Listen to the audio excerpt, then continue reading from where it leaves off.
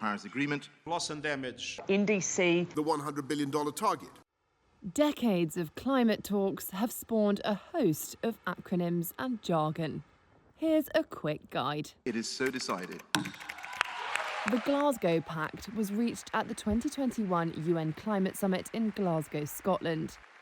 It marked the first time a UN climate agreement mentioned the goal of reducing fossil fuel use. I brought Amal The pact marked a breakthrough in efforts to resolve rules guiding the international trade of carbon markets to offset emissions. If this was a football match, then the current score would be 5-1 down in the match between humanity and climate change. Agreed in December 2015, the Paris Agreement aims to limit the rise in the average global surface temperature. Countries that signed the accord set national pledges to reduce humanity's effect on the climate that are meant to become more ambitious over time. The Paris Accord legally bound its signatories collectively to keep the temperature rise well below 2 degrees Celsius, about 3.6 Fahrenheit this century.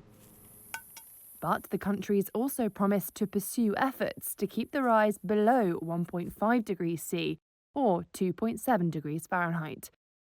Scientists say that would help avert some of the most catastrophic effects. NDCs are the pledges that each country makes to reduce its emissions and adapt to climate change from 2020 onward. Countries have to update and expand their NDCs every 5 years.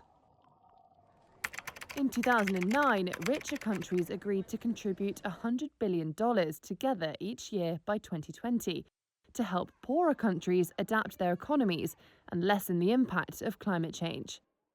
They've agreed to extend this goal through to 2025, but the target has yet to be met. To put things in perspective, a US Energy Department official estimates that the US alone needs to invest $1 trillion a year to meet its new climate targets. The principle of common but differentiated responsibilities states that developed countries which produced more emissions in the past should take the lead in fighting climate change.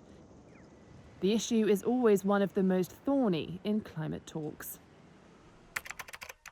Loss and damage refers to the harm and destruction that happens when people and places are not prepared for climate-driven impacts and cannot justify the way they live to protect themselves from longer-term shifts. Some of the countries hit hardest by the impact of climate change are Bangladesh, Kenya, and South Sudan. Although richer countries have agreed to provide them with funding, poorer countries continue to press for an agreed basis to assess liability for the losses and damage caused by climate change and calculate compensation.